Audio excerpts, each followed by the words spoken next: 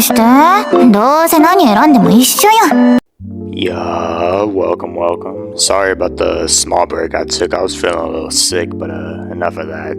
Today's video is on another of my top 10 anime, with this one being my short romance anime, Yuhhh. Okay, so to start, this anime is so chill in retrospect. Like, its plot is simple, the animation is simple but effective, and even the characters are pretty simple for the most part. And my favorite romance and relationship is simple.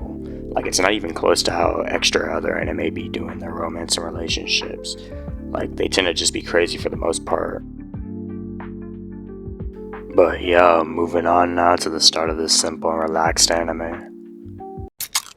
So on a snowy late night, our male protag, Nasa Yuzuki, is out walking and is chilling until he sees his future wifey and female protag, Tsukasa Yuzuki, sitting across the street at a bus stop, whom is also, just chilling. But Nasa tries a tough half-court shot, walks across the street and bam, this nigga Truck-kun strikes again, bruh.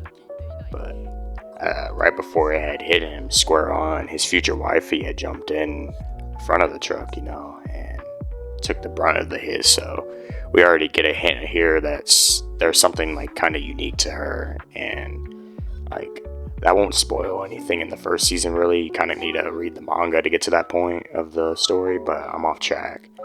But after the hit, Tsukasa walks off and leaves Nasa to the paramedics who arrived while he was out. But Nasa is like mad determined to get Tsukasa's name at least, and to ask her out, and walks off as well looking for her.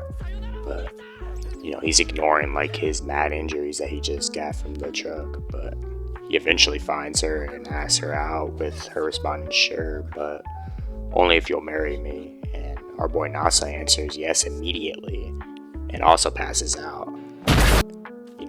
He still doesn't get her name, and that's about it for this part. Yeah. So she disappears after this encounter for a few years, and while gone, Nasa is recovering and, gets a job after finishing up middle school and skipping out on high school. And I haven't even mentioned yet, but Nasa is literally like super dense, but he's also a super genius of a character whom, in the present is super practical and calculated with his life. And even things like his house, it's all built to be built just for him. It's just a studio apartment with a twin bed, and that's about it outside of appliances and a TV. And I'm honestly just like this little, but as you can see from the clips in the back, one evening, bro gets a ring from his doorbell, and who do you know? Future wife Tsukasa is there, and she does her part of the promise that they made just a few years ago, during the accident, and she proposes to Nasa. So of course, he agrees immediately again, and they get their papers signed that she brought, and they head to the place where you get the papers signed. I don't know what it's called off the top of my head, but they end up getting a gift that they hold on to for the entire story, I think. But it's a small little plan. Boom, there it is, the true start of the story. Alright, so now let me go on and speak on things I like about this anime now. So to start, I want to say, I like Nasa's character. Like I said, bro is insanely dense, especially within his relationship with Tsukasa, but he's extremely smart as well, and I have to respect it, because most males in romance animes are just unbearable, but he at least offsets it with super genius and super dense. And now for Tsukasa, and I'm about to go on a yap fest, but I could say she's got hella mysterious qualities, but from what I know and only watching the anime and no manga, that she's just pretty simple and nonchalant as a person. She's immortal from what I know, but anybody would have noticed that throughout the story, just a little bit from the hints they throw. And I've also noticed that she's athletic and has a great hold of knowledge of the past history of Japan as a whole, low-key. And she's a foodie, so I resonate with it.